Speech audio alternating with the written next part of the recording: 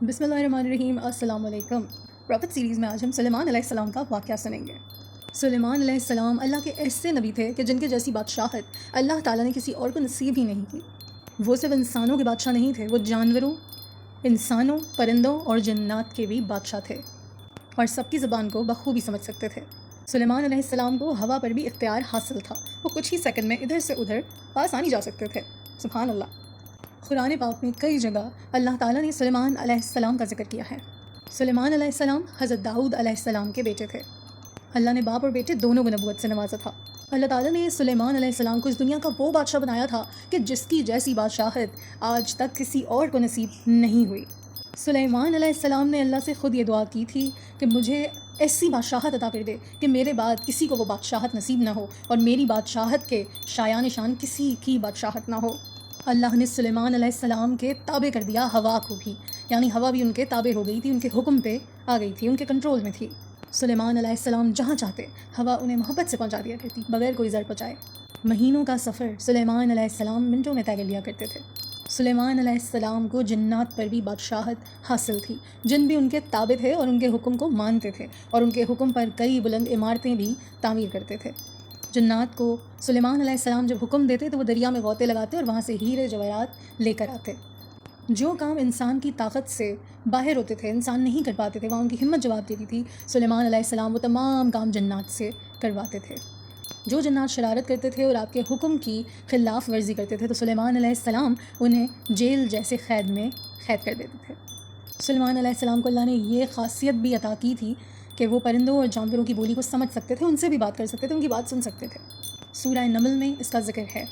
ایک دن سلیمان علیہ السلام نے تمام مخلوق میں سے اپنا لشکر جمع کیا، جنات، انسان، پرندے۔ وہ ایک میدان سے گزرے اپنے لشکر کے ساتھ تو وہاں ایک چیٹی کی بات انہوں نے سنی۔ وہ چیٹی کہہ رہی تھی باقی چیٹیوں سے، چلو ہٹ جاؤ، جلدی راستے سے ہٹو اور اپنے گھروں میں گھس جاؤ، کہیں ایسا نہ ہو کہ سلیمان کا لشکر تمہیں پیروں تلے روند دے۔ اللہ کے حکم سے سلیمان علیہ السلام نے ایک چھوٹی سی چیٹی کی یہ بات سن لی۔ سلیمان علیہ السلام نے جب یہ بات سنی تو وہ مسکرائے اور اللہ سے کہا کہ یا رب، مجھے توفیق عطا کر کہ میں تیرا شکر ادا کروں تمام نعمتوں پر جو تو نے مجھے نوازی، اور ایسے نیک عمل کروں جس سے تو خوش ہو، اور مجھے اپنی رحمت سے نیک بندوں میں شامل فرما دے۔ اور یہی نہیں، اللہ تعالیٰ نے سلیمان علیہ السلام کو ایک بہترین بادشاہ بنایا تھا۔ وہ بچپن سے ہی جب چھوٹے تھے اور ان کے بابا داؤد علیہ السلام بادشاہ تھے تو ان کے پاس یہ صلاحیت تھی کہ وہ بہترین فیصلہ انصاف کر سکتے تھے۔ ایک مرتبہ داؤد علیہ السلام کی خدمت میں 2 عورتیں آئیں اپنا اپنا مقدمہ لے کر فیصلہ لینے کے لیے۔ ان میں ایک بڑی عمر کی عورت تھی، ایک چھوٹی عمر کی عورت تھی، اور دونوں کا ایک ایک بچہ تھا۔ ایک دفعہ بھیڑیے نے بڑی عمر کی عورت کے بچے کو کھا لیا تو اس نے چھوٹی عمر کی عورت کا بچہ لے لیا اور کہا کہ یہ بچہ میرا ہے۔ اب وہ ظاہر ہے اس معاملے کو لے کر، اپنے کیس کو لے کر داؤد علیہ السلام کے پاس آئیں۔ اس وقت وہ بادشاہ تھے، اور داؤد علیہ السلام نے دیکھا کہ بچہ بڑی عورت کی گود میں ہے تو انہوں نے اس کے حق میں فیصلہ دے دیا۔ سلیمان علیہ السلام اس وقت چھوٹے شہزادے تھے اور بادشاہ نہیں تھے، کیونکہ داؤد علیہ السلام بادشاہ تھے، وہ داؤد علیہ السلام کے بیٹے ہیں۔ تو سلیمان علیہ السلام نے داؤد علیہ السلام سے کہا کہ اگر آپ مجھے اجازت دیں تو کیا میں فیصلہ کروں؟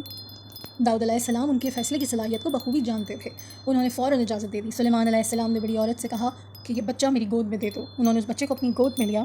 اب سلیمان علیہ السلام نے تلوار نکالی اور دونوں عورتوں سے کہا کہ میں اس بچے کے 2 ٹکڑے کر رہا ہوں، اور ایک ٹکڑا تمہیں اور ایک ٹکڑا تمہیں، تم دونوں کو برابر برابر دے دوں گا۔ ان میں سے بڑی عورت تیار ہو گئی اور کہنے لگی ٹھیک ہے، آپ بانٹ دیں، اور جو چھوٹی عورت تھی وہ کہنے لگی کہ نہیں، وہ مانتا کہ ہاتھوں مجبور ہو گئی، اور اس نے کہا کہ آپ اسے ضرر نہ پہنچائیں، اسے نہ ماریں، بلکہ اس بڑی عورت کے حوالے کر دیں، مگر اسے زندہ چھوڑ دیں۔ سلیمان علیہ السلام نے کہا تو ہی اس بچے کی ماں ہے جسے اس کے ٹکڑے دیکھنا برداشت نہیں، اور یوں ہی بچہ اپنی اصل ماں کو دے دیا گیا۔ ایک دن سلیمان علیہ السلام تمام پرندوں کی خبر لے رہے تھے، لیکن وہاں ایک پرندہ ہدہد موجود نہیں تھا، تو انہوں نے کہا کہ ہدہد کہاں ہے؟ اگر وہ حاضر نہ ہوا تو میں اس کی سخت خبر لوں گا۔ کہنے لگے اگر اس کی غیر حاضری کی کوئی وجہ ایسی نہ ہوئی جو کہ ریزنیبل ہو تو میں اسے سخت سزا دوں گا۔ اتنے میں ہدہد آ گیا اور کہنے لگا میں آپ کے لیے ایک ایسی خبر لایا ہوں جس کی خبر آپ کو نہیں ہے۔ اس نے سلیمان علیہ السلام سے کہا کہ میں سبا کی طرف گیا اور میں نے دیکھا کہ وہاں کی بادشاہ ایک عورت ہے جسے ہر چیز سے کچھ نہ کچھ دیا گیا ہے، اس کا تخت بھی بہت عالی شان ہے۔ میں نے دیکھا کہ وہ جو ملکہ ہے اور اس کی قوم ہے وہ اللہ تعالیٰ کو چھوڑ کر سورج کو سجدہ کرتے ہیں، شیطان کے بہکاوے میں آ گئے ہیں اور شیطان نے انہیں سیدھے راستے سے ہٹا دیا ہے۔ ہدہد ایک ایسا پرندہ تھا جو سوکھی زمین میں یہ پتہ لگا لیتا تھا کہ یہاں پانی کہاں ملے گا۔ سلیمان علیہ السلام کو پانی کی خبر بھی ہدہد ہی دیتا تھا کہ پانی کہاں سے ملے گا، اور پھر سلیمان علیہ السلام جنات کے ذریعے وہاں سے پانی نکلواتے تھے۔ جب سلیمان علیہ السلام نے وہ قصہ سنا جو ہدہد ان کو بیان کر رہا تھا تو وہ بہت حیران ہوئے، اور انہوں نے ہدہد سے کہا کہ میں ابھی تمہاری بات کی تصدیق کر لیتا ہوں۔ سلیمان علیہ السلام نے کہا میں تمہیں خط دوں گا، یہ انہیں دینا اور پھر ان کے پاس سے آنا اور دیکھنا کہ وہ کیا جواب دیتے ہیں۔ سلیمان علیہ السلام نے ایک خط لکھا اور ہدہد کو دے دیا۔ ہدہد وہ خط ملکہ کے سامنے پھینک کر ایک دیوار پر بیٹھ گیا۔ ملکہ نے جب خط دیکھا تو اپنے سرداروں سے کہا کہ مجھے ایک خط ڈالا گیا ہے جو کہ علیہ السلام کی طرف سے ہے اور جو بخشش کرنے والے مہربان اللہ کے نام سے شروع ہوتا ہے۔ اس میں لکھا ہے کہ تم سرکشی نہ کرو اور مسلمان بن کر میرے پاس آ جاؤ۔ ملکہ نے اپنے سرداروں سے مشورہ کیا کہ میرے سرداروں مجھے اس معاملے میں مشورہ دو کہ میں کچھ بھی تمہاری رائے جانے بغیر نہیں کرتی ہوں، مجھے تمہاری مدد کی ضرورت ہے، اپنی رائے پیش کرو۔ سرداروں نے کہا ہم بہادر ہیں اور طاقت والے ہیں اور خوب لڑنا جانتے ہیں، اب آگے آپ سمجھدار ہیں کہ آپ ہمیں کیا حکم دیتی ہیں۔ ملکہ نے کہا کہ کوئی بادشاہ جب کسی آبادی میں گھستا ہے تو اسے اجاڑ دیتا ہے اور وہاں کے عزت دار لوگوں کو ذلیل کر دیتا ہے۔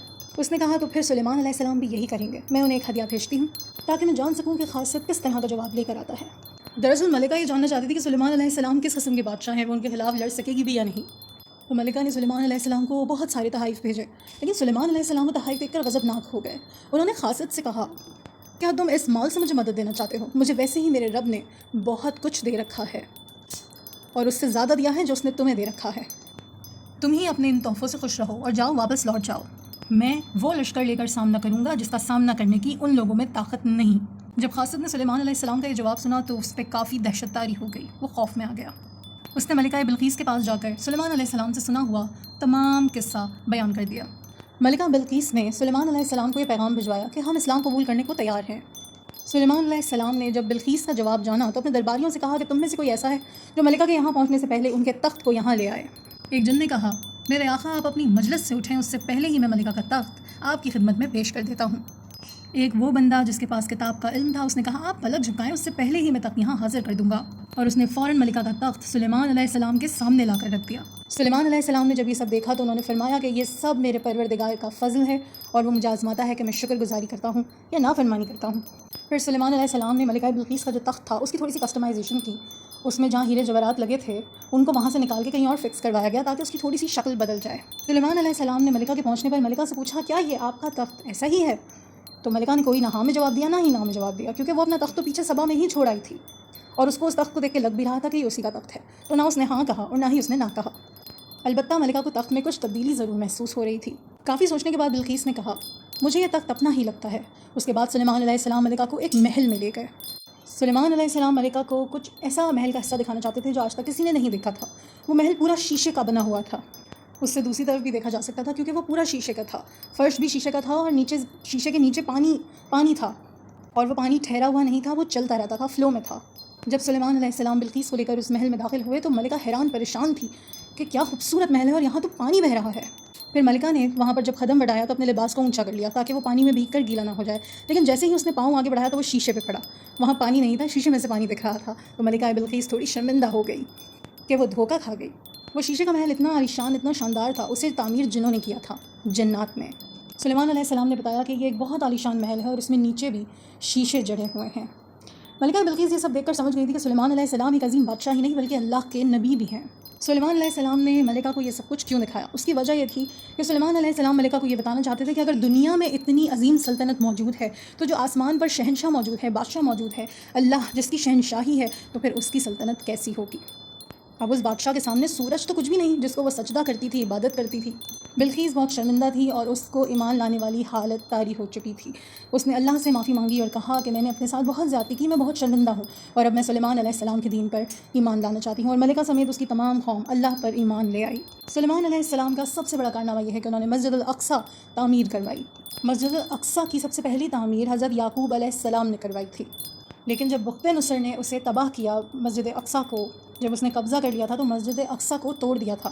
سلیمان علیہ السلام کو اللہ نے بادشاہت نصیب کی تو انہوں نے مسجد اقصیٰ کی تعمیر شروع کروا دی۔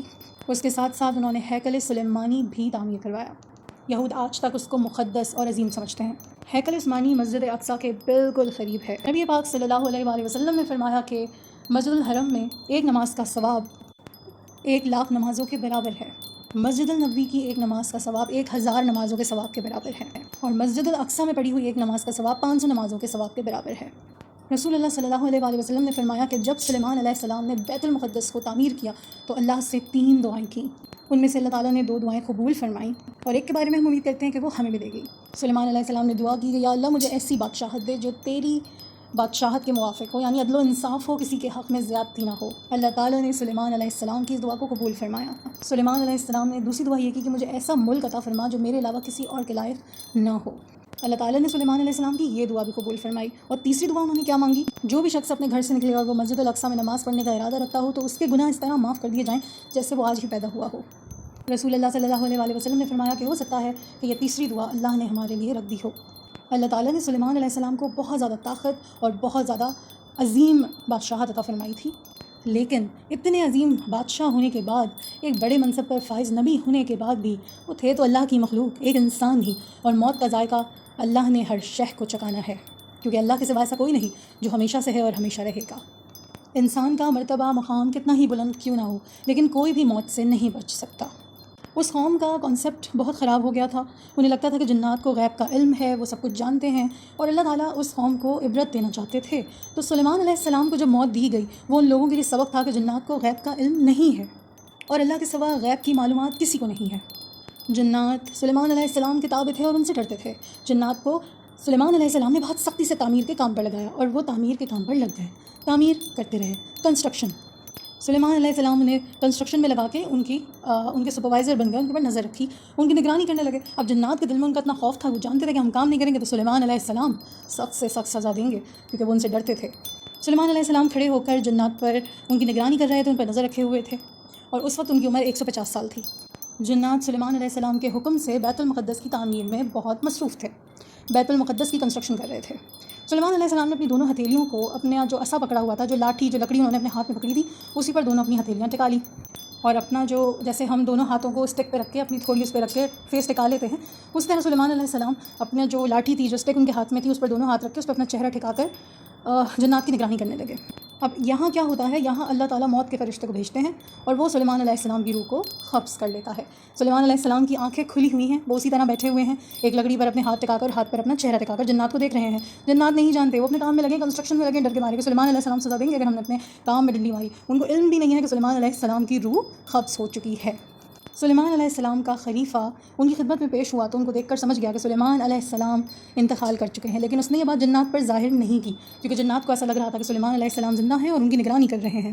یہ اللہ کی طرف سے تھا کہ جنات کو خبر نہیں دینی تھی کہ سلیمان علیہ السلام کی موت ہو گئی ہے، انتقال ہو گیا ہے، تو خلیفہ نے بھی اس بات کو جنات کے سامنے نہیں واضح کیا، یہ بات ریویل ہو ہی نہیں سکی۔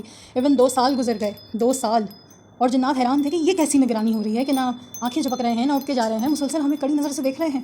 اب جنات تو بڑے حیران پریشان تھے کہ بھائی یہ 2 سال سے کیسی سخت نگرانی کر رہے ہیں، نہ پل کے جھپک رہے ہیں، نہ سو رہے ہیں، نہ جاگ رہے ہیں، نہ اٹھنا ہے، نہ کھا رہے ہیں، نہ پی رہے ہیں، نہ جا رہے ہیں، بس ہمیں دیکھے جا رہے ہیں۔ بہرحال جو لکڑی جس پہ انہوں نے اپنا ہاتھ اور چہرہ ٹکایا ہوا تھا، اس کو دیمک لگ گئی، اس نے اندر ہی اندر اس کو کھانا شروع کر دیا، اتنا کھایا کھوکھلا کیا کہ وہ لاٹھی ٹوٹ گئی۔ سلیمان علیہ السلام لکڑی کے ٹوٹنے سے زمین پر گر گئے، اور اس وقت جنات کو یہ خبر ہوئی کہ ان کی وفات، ان کا انتقال، ان کی موت تو بہت پہلے ہی ہو گئی تھی۔